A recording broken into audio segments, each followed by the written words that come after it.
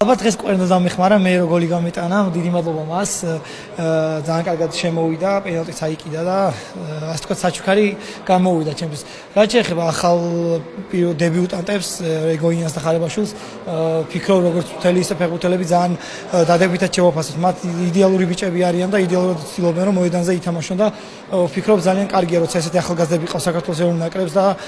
კიდევ უფრო განვითარდებით, ჩვენ ვცდილობთ რომ მათ დავეხმაროთ ადაპტაციაში და იდეალურად მოაჩინეს ამ ზბორზე იდეალურები იყვნენ და რა ვიცი ეს უნდა გავაგრძელონ და ვფიქრობ რომ ისინი ერთ-ერთი ნაკრებში უმნიშვნელოვანესი ფიგურები გახდებიან. პირველ რიგში იმას აღნიშნავ რომ ჩემთვის სეზონი არ იყო ასე დამთავრებული, იმიტომ რომ მე ვთვლი რომ ეს თამაშები ამხანაგური თამაშები ძალიან მნიშვნელოვანი იმისთვის რომ სექტემბერში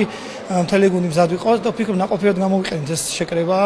თითოეულ ფეხბურთელმა და მეც როცა ვილიმას აღნიშნა, როცა დამირეკა მან და როცა ვსაუბრობთ ვთხარი რომ